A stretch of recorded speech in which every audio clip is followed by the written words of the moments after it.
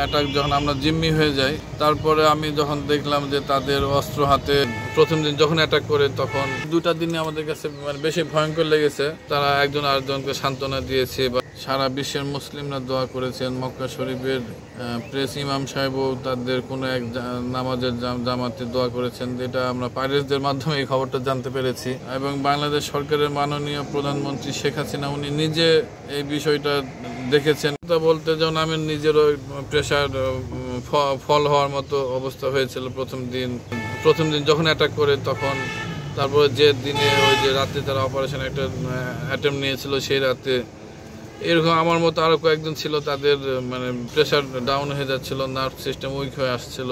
কিন্তু এটা আমরা তাদেরকে বুঝতে দিই নাই। এটা হয়তো যারা একটু শক্ত মাইন্ডের তারা একজন আরেকজনকে সান্ত্বনা দিয়েছে, বা অনেক সময় এই জাতীয় পরিস্থিতিতে কিছু ফিজিক্যাল এক্সারসাইজ থাকে, এগুলো আমরা একটু স্লো করে করার চেষ্টা করেছি ওই জায়গাতে জিম্মি অবস্থাতেই। বাকি ওই যে প্রথম দিন আর ওই দুটা দিনে আমাদের কাছে বেশি ভয়ঙ্কর লেগেছে। আর বাকিগুলো ছিল, কিন্তু ওই সময় তবুও একটা সান্ত্বনা ছিল যে না, এখন পরিস্থিতি একটু শান্ত আছে, কাজেই হয়তোবা কিছু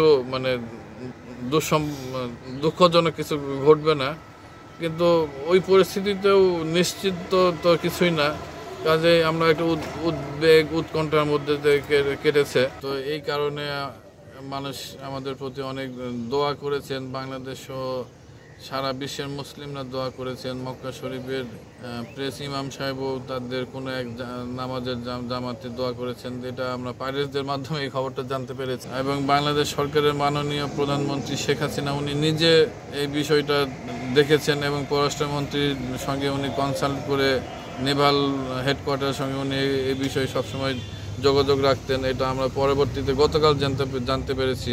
তো অ্যাটাকের শুরুটা বললাম না, অ্যাটাক যখন আমরা জিম্মি হয়ে যাই, তারপরে আমি যখন দেখলাম যে তাদের অস্ত্র হাতে 11 জন পাইরেটস আমাদের জাহাজকে ক্যাপচার করে।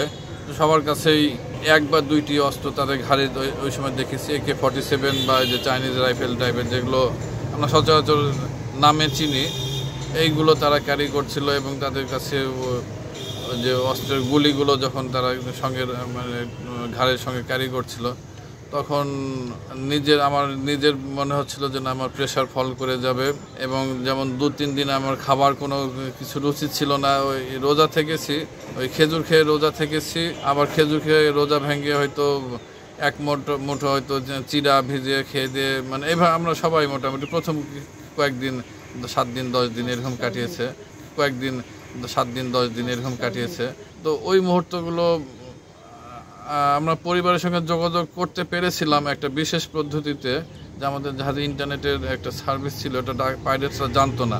তারা সব ফোন সিজ করে নিয়েছিল, আমাদের মোবাইল, ল্যাপটপ যেটা ছিল সবগুলো আমাদের কাছে ডলার, টাকা পয়সা, অন্যান্য ফরেন কারেন্সি মুদ্রা যেগুলো ছিল সবগুলো তারা সিজ করে নিয়ে নেয়।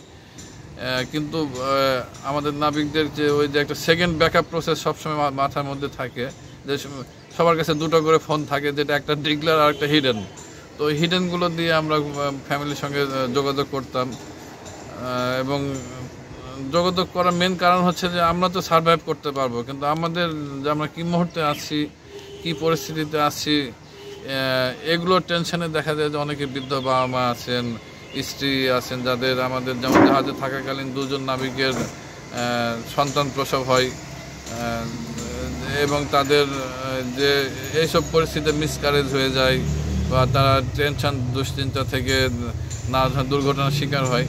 তো এইগুলো অ্যাভয়েড করার জন্য আমাদের এসআর শিপিংয়ে তারাও ইন্টারনেটের যে ফ্যাসিলিটিগুলো কন্টিনিউ রাখা, এগুলো আমাদের সাপোর্ট দিয়েছে। তো এই কারণে আমাদের ফ্যামিলিও আমাদেরকে, যেমন আমরা যখন যোগাযোগ করেছি, তারা আমাদেরকে বুস্ট আপ করেছে যে না, আমাদের কোম্পানি প্রতিদিনই 2বার বা 3বার যোগাযোগ করে, 2-3 জন যোগাযোগ করে এবং তাদেরকে বুস্ট আপ করে যে আমাদের এসআর শিপিং এবং বাংলাদেশ সরকার আমাদেরকে ফিরিয়ে আনবেই। তো এগুলো আমাদের একটা মনেও বুস্ট আপ তৈরি হতো যে আমরা যে সিচুয়েশনে আছি, just survival technique, survive the days, pass the day, one beautiful day will come. তো আমাদের এগুলো প্রফেশনাল এথিক্স আর কি। তো এই জিনিসগুলো আমরা ফলো করে সামনের দিকে জাস্ট ডে পাস করে যেতাম, যে একটা সুন্দর দিন আসবে, সেদিন আমরা হয়তো মুক্ত হব।